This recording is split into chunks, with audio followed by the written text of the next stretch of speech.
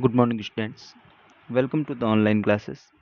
Today, we discuss about class 12th subject biology, chapter number 10, photosynthesis. So, first of all, what is the definition of photosynthesis? In the presence of sunlight by the green plant, carbon dioxide obtained from the atmosphere and water absorbed from the soil and converted into sugar-based chemical energy is known as photosynthesis कि जितने भी green plant है वे क्या करते हैं sunlight के presence में carbon dioxide और वाटर इन दोनों को मिलाकर एक शुगर बेस्ड केमिकल एनर्जी को बनाते हैं स्टार्च की फॉर्म में उसको कहते हैं फोटोसिंथेसिस। ये जो बनता है उसकी एक केमिकल रिएक्शन है जो आप पिछली क्लासेस में पढ़ चुके हैं 6CO2 plus 12H2O in presence of sunlight and chlorophyll. It is converted into C6H12O6. This is the starch plus 6H2O and 6O2। ये जो केमिकल रिएक्शन है यह आप पिछली क्लासेस में देख चुके हैं। छोटी क्लासेस में हमेशा यही केमिकल रिएक्शन आपके सामने आई होगी जिसमें क्या है कि C6H12O6 ये एक टाइप की शुगर है वह बनती है स्टार्च के फॉर्म में। नेक्स्ट जो हमारा टॉपिक है वो टॉपिक है site of photosynthesis. Chloroplast is the organelle where photosynthesis reaction takes place। कि प्लांट में क्लोरोप्लास्ट एक ऐसा सेल ऑर्गेनल कोशिकांग है जहाँ पे फोटोसिंथेसिस की प्रोसेस होती है। It is present all the green part and leaves of the plant.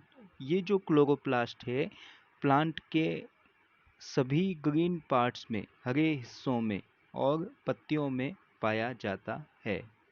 Each chloroplast is covered with 2 unit membrane and made up of lipoprotein. के हर एक क्लोरोप्लास्ट 2 मेम्ब्रेन से घिरा हुआ होता है और लाइपोप्रोटीन का बना हुआ होता है। Outer membrane is permeable for proton and inner membrane is impermeable। आप अगर किसी क्लोरोप्लास्ट का स्ट्रक्चर देखते हो तो वह डबल मेम्ब्रेन वाला स्ट्रक्चर आपको मिलता है। डबल यूनिट मेम्ब्रेन में आउटर मेम्ब्रेन जो है वह प्रोटॉन के लिए परमिएबल होती है और इनर मेम्ब्रेन जो है वह प्रोटॉन के लिए इम्परमिएबल होती है। अगर हम बात करें कि किसी क्लोरोप्लास्ट के अंदर वाले हिस्से पे तो अंदर वाले हिस्से में आपको लिक्विड वाला पार्ट दिखाई देता है। वह लिक्विड वाला मैट्रिक्स पार्ट स्ट्रोमा कहलाता है और स्ट्रोमा के अंदर बहुत से सैक लाइक स्ट्रक्चर दिखाई देते हैं जिसको थैलेकॉइड कहते हैं। और थैलेकॉइड के बंडल्स जब एक के ऊपर एक थैलेकॉइड जमा हो जाते हैं तो वह ग्रेना कहलाते हैं। Internal part of chloroplast is divided into two parts, grana and stroma। अंदरूनी पार्ट जो है क्लोरोप्लास्ट का वह स्ट्रोमा और ग्रेना दो पार्ट में डिवाइड होता है। Stroma is the matrix part which contain some sac like structure thylakoid. कि स्ट्रोमा जो है अंदर लिक्विड हिस्सा मैट्रिक्स वाला हिस्सा है जिसमें कई थैले के जैसे स्ट्रक्चर आपको दिखाई देते हैं। ये जो एक थैले के जैसे सैक लाइक स्ट्रक्चर हैं उन्हीं को थैलेकॉइड कहते हैं। Thylakoid arranged one above the other and make the structure called grana. Thylakoid एक के ऊपर एक आकर जमा हो जाते हैं जिससे जो स्ट्रक्चर आपके सामने बंडल फॉर्म में मिलता है उसको ग्रेना कहते हैं। याद रखना ग्रेना एक बंडल टाइप का स्ट्रक्चर है जो ग्रुप ऑफ थैलेकॉइड्स हैं कि बहुत सारे थैलेकॉइड एक के ऊपर एक जमा हो जाएं तो वह ग्रेना कहलाते हैं। Photosynthesis pigment chlorophyll and carotenoid are present in thylakoid membrane. कि ये जो थैलेकॉइड है इसकी मेम्ब्रेन में ही फोटोसिंथेटिक पिगमेंट क्लोरोफिल और कैरोटीनॉइड पाए जाते हैं। The inner membrane of thylakoid contains small granule-like structure which is called quantasome. अगर आप किसी एक थैलेकॉइड को कट करते हो तो कट करने के बाद उसमें अंदर की तरफ आपको बहुत सारे दानेदार स्ट्रक्चर दिखाई देते हैं जिन्हें क्वांटासोम कहते हैं।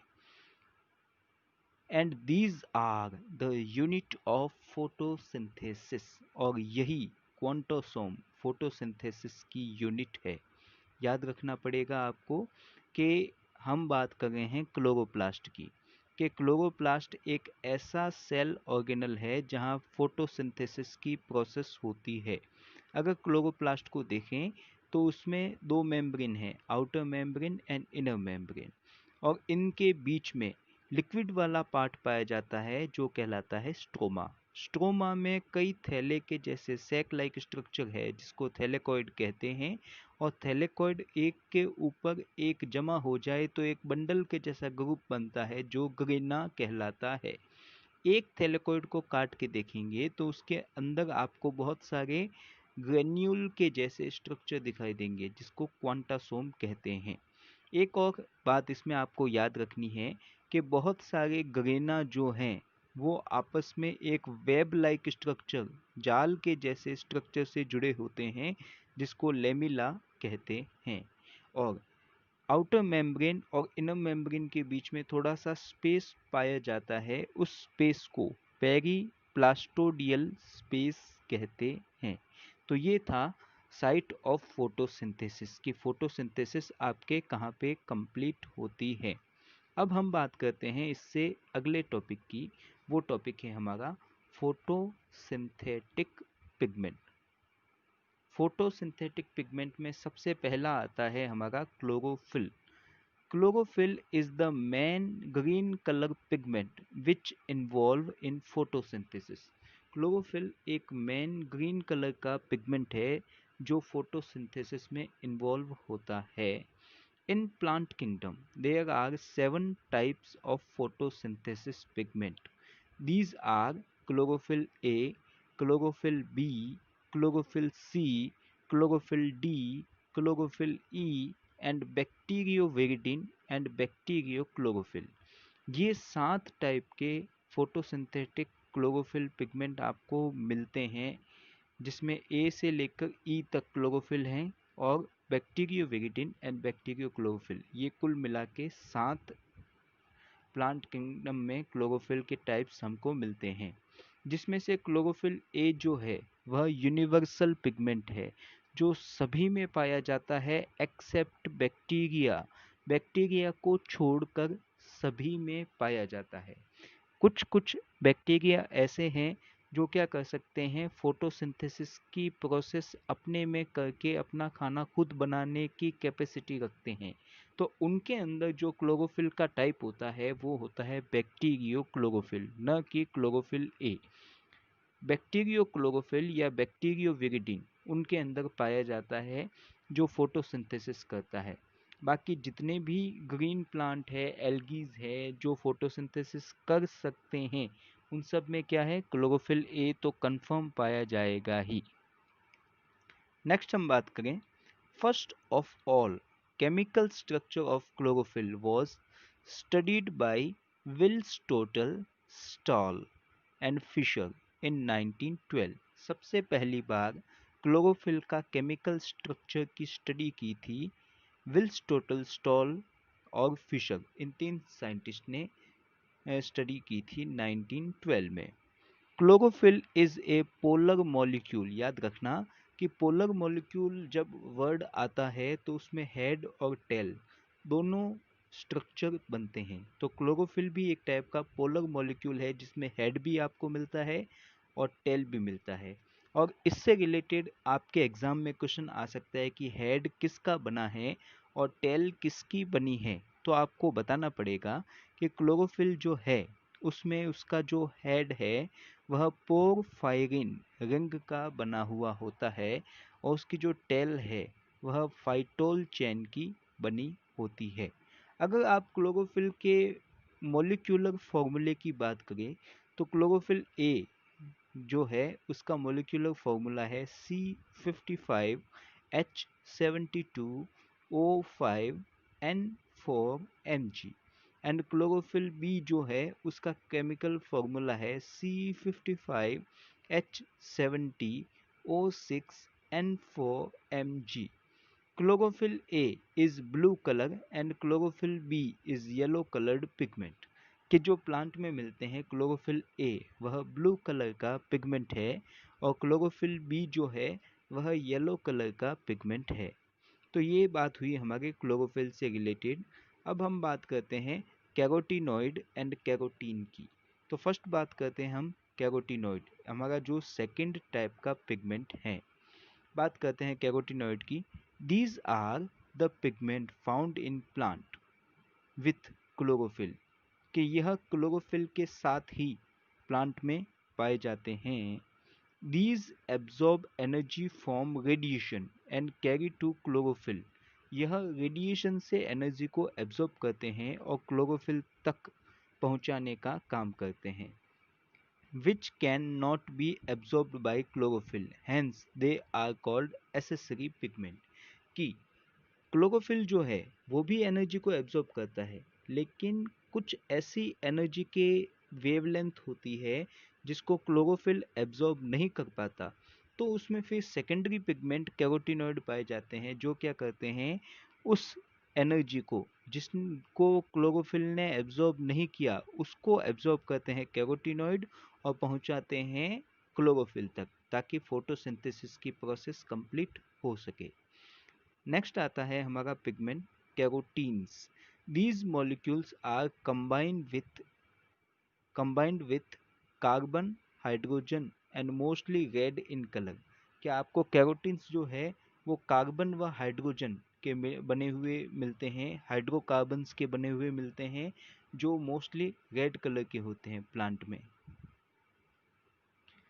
ज़ैंथोफिल, फोर्थ जो पिगमेंट है वो है xanthophyll. These are combination of carbon, hydrogen and oxygen and these are yellow and brown in colour.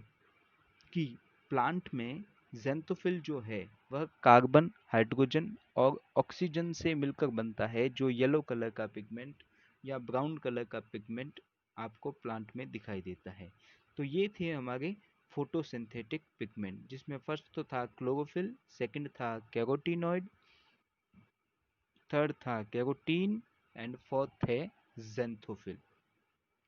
Next हम बात करें तो हमारे सामने आता है नेचर ऑफ लाइट, कि लाइट का नेचर कैसा है। तो बात करते हैं sunlight is move in the form of electromagnetic wave. Sunlight जो है वह इलेक्ट्रोमैग्नेटिक वेव की फॉर्म में मूव करती है। The distance between two successive crest and wave is called wavelength. आप जब किसी ये फिजिक्स में आपने पढ़ा होगा कि दो लगातार क्रेस्ट और वेव्स के बीच की जो लेंथ है उसको वेव लेंथ के नाम से जाना जाता है। And the energy of wave is inversely proportional to wavelength. और जो एनर्जी है किसी वेव की वह इनवर्सली प्रोपोर्शनल होती है वेव लेंथ की, कि मतलब वेव लेंथ कम होगी तो उसकी एनर्जी ज़्यादा होगी, और वेव लेंथ ज़्यादा है तो उसकी एनर्जी कम होगी। Visible part of sunlight is called visible spectrum which has wavelength between 390 to 760 nanometer and it divided into 7 different color। ये भी आपने फिजिक्स में पढ़ा होगा कि जिस लाइट को हम देख पाते हैं उसको विजिबल स्पेक्ट्रम कहते हैं, जिसकी वेवलेंथ 390 नैनोमीटर से 760 नैनोमीटर के बीच की होती है, और यह 7 डिफरेंट कलर में आपको मिलती है। आपने physics Red color has the longest wavelength 660 to 780 nanometer, while violet has the least 390 to 430 nanometer wavelength। कि जो रेड कलर होता है विजिबल लाइट में, उसकी वेवलेंथ सबसे ज़्यादा होती है 660 से 780 नैनोमीटर की, और जो वॉयलेट कलर है उसकी वेवलेंथ सबसे कम होती है 390 टू 430 नैनोमीटर की। The region of wavelength greater than red colour is called infrared, यानी कि IR। आपको याद रखना है, मैंने क्या कहा, रेड कलर की वेवलेंथ सबसे ज़्यादा होती है 660 टू 780 नैनोमीटर। अगर 780 नैनोमीटर से ज़्यादा वेवलेंथ की कोई लाइट आए तो उसको इंफ्रारेड लाइट कहते हैं, जिसको हमारी आंखें देख नहीं पाती, लेकिन वह भी एक टाइप की लाइट है जिसको इंफ्रारेड या IR के नाम से जाना जाता है। And the region of wavelength smaller than violet it is called ultraviolet, कि जो वॉयलेट कलर की वेवलेंथ सबसे कम है, उससे भी कम लाइट की वेवलेंथ आती है तो उसको अल्ट्रा वॉयलेट वेव्स कहते हैं।